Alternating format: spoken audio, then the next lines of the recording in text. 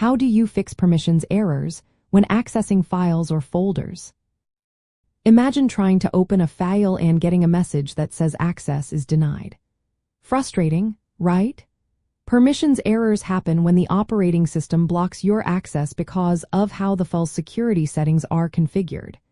These issues are common across Windows, macOS, and Linux, but each system handles permissions differently and has its own way to fix problems.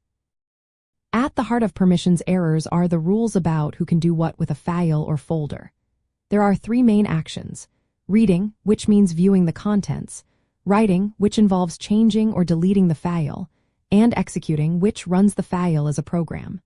These permissions are assigned to three groups: the owner, the group, and everyone else.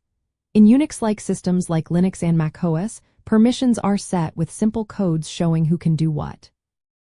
Windows uses a more detailed system called Access Control Lists, or ACLS, which specify permissions for many users and groups. Permissions errors happen when someone tries to access a file without the right rights. For example, if a file is owned by another user and set to be accessible only by that owner, others will see a permission denied error. Or if a file is marked as read-only, you can't change it. These errors often occur during file sharing, installing new software, or working with system files. To fix a permissions error, start by checking who is trying to access the file and what they want to do. On Linux and macOS, the command ls shows permissions, owner, and group information. On Windows, click the file, select Properties, then go to the Security tab to see permissions. This helps you identify if the problem is missing read, write, or execute rights, or if the file is owned by someone else. On Linux and macOS, use the chmod command to change permissions.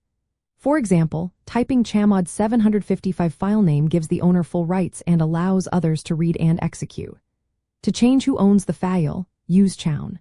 Sometimes, files on macOS have special attributes called flags that can lock a file even if permissions look okay.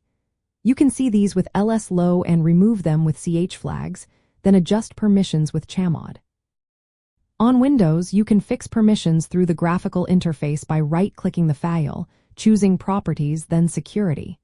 Here, you can add or remove user permissions. For more advanced control, PowerShell or the command icackles can be used. For example, typing icackles file.txt user f gives full control to a specific user. Remember, moving files between systems can cause permission mismatches because each system interprets permissions differently. When troubleshooting, always check who is trying to access the file, what they need to do, and how the system enforces access.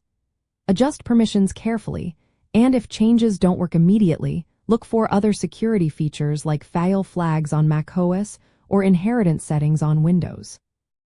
Confirm your fix by testing access with the user or application that was having trouble. In short, fixing permissions errors involves checking current settings, understanding what access is needed, and using the right tools for your operating system to set permissions correctly. Knowing how each system manages file security helps you resolve these issues quickly and keep your files accessible and safe.